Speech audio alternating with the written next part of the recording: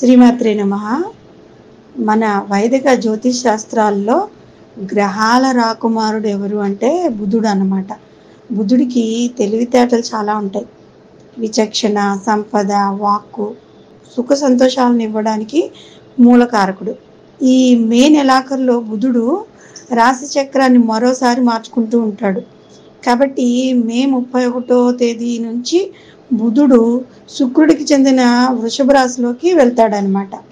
June 14 వరకు మళ్ళీ ఈ వృషభ రాశిలో ఉంటాడు. అత్యంత వేగంగా రాశుల్ని మార్చుకునే గ్రహంగా బుధుడికి పేరుంది. బుధుడు వెళ్ళబోయే వృషభ రాశిలో ఇప్పటికే ఎవరెవరున్నారు అంటే గురువు, దేవగురువు అయిన బృహస్పతి ఉన్నాడు. గ్రహాలకి రాజు అంటారు కదా సూర్యుడు ఉన్నాడు. సంపదలనిచ్చే శుక్రుడు కూడా అక్కడే ఉన్నాడు. ఇప్పుడు వృషభ రాశిలోకి బుధుడు కూడా వెళ్తున్నాడు అనమాట. కాబట్టి కొన్ని రాశుల వారికి రాజయోగాలు పట్టబోతున్నాయి. బుధుడు, సూర్యుడు కలిసి బుధాదిత్య రాజయోగం ఏర్పడుతోంది. బుధుడు శుక్రుడితో సంయోగం చెందడం వల్ల లక్ష్మీనారాయణ యోగం కూడా ఏర్పడుతుంది. అలాగే శుక్రుడు, బృహస్పతి కలిసి ఇప్పటికే గజలక్ష్మి రాజయోగం ఏర్పరిచారనమాట. ఇది మాత్రమే కాకుండా ఒకే రాశిలో 4 గ్రహాల కలయిక జరుగుతుంది. కాబట్టి ఎవరెవరు అంటే బుధుడు, బృహస్పతి, సూర్యుడు, శుక్రుడు కలిసి చతుర్గ్రాహి యోగం అన్నది ఏర్పడుతుంది. దీనివల్ల కొన్ని రాశుల వారికి ఈ 14 రోజుల పాటు బ్రహ్మాండమైన ప్రయోజనాలు లభిస్తాయి. శారీరక సౌకర్యాలు పెరుగుతాయి. ప్రతి రంగంలోనూ వీరిదే విజయం అన్నమాట. బుధుడి సంచారంతో ఏ రాశులకు ఈ వరం లభిస్తుంది అంటే ఇప్పుడు తెలుసుకుందాం. ముందుగా వృషభ రాశి.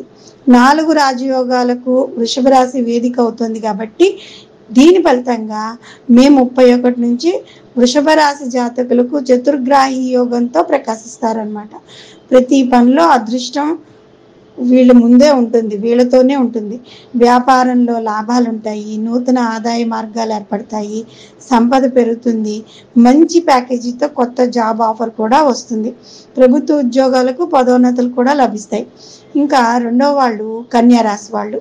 బుధ సంచారం వల్ల ఏర్పడిన 3 రాజయోగాలు కన్యారాశి వారికి మేలు చేస్తాయి. జీవితంలో చాలా ముఖ్యమైన మార్పులు తీసుకొస్తాయన్నమాట. ఆదాయం వనరుల మధ్య సమతుల్యత అన్నది ఏర్పడుతుంది. ధన ప్రవాహానికి కొత్త మార్గాలు ఈజీ అవుతాయి. ఆర్థిక పరిస్థితి కొంచెం మెరుగుపడుతుంది. చాలా కాలంగా నిలిచిపోయిన పనులు ఎలాంటి ఆటంకాలు లేకుండా పూర్తవుతాయి. వ్యాపారంలో లాభాలు పెరుగుతాయి అన్నమాట. అకాడమిక్ పనిలో మంచి ఫలితాలను కూడా పొందుతారు వీరు. మూడవది ధనుస్సు రాశి. రాజయోగాల ప్రభావంతో ధనుస్సు రాశి వాళ్ళు ఆర్థిక విషయాల్లో అదృష్టవంతులు అవుతారు. లక్ష్మీదేవి అనుగ్రహంతో సంపద, ధాన్యాలు అనేవి నిల్వ ఏర్పడుతుంది అన్నమాట. ఆదాయం పెరుగుతుంది. ఇంకా వివాహం కాని వాళ్ళకి వివాహం కుదిరే అవకాశాలు కూడా చాలా ఉన్నాయి. ఇంకా సంతానం వైపు శుభవార్తలు కూడా వింటారు. కుటుంబ సభ్యులతో కలిసి పుణ్యక్షేత్రాలకు వెళ్ళే అవకాశం కూడా ఉంది. వీరి యొక్క వ్యక్తిత్వం చాలా వరకు మెరుగుపడుతుంది. వీళ్ళే సెంటర్ ఆఫ్ అట్రాక్షన్ గా నిలుస్తూ ఉంటారు. ఇవి మనకి మే 31 నుంచి రాబోయే మంచి మార్పులు.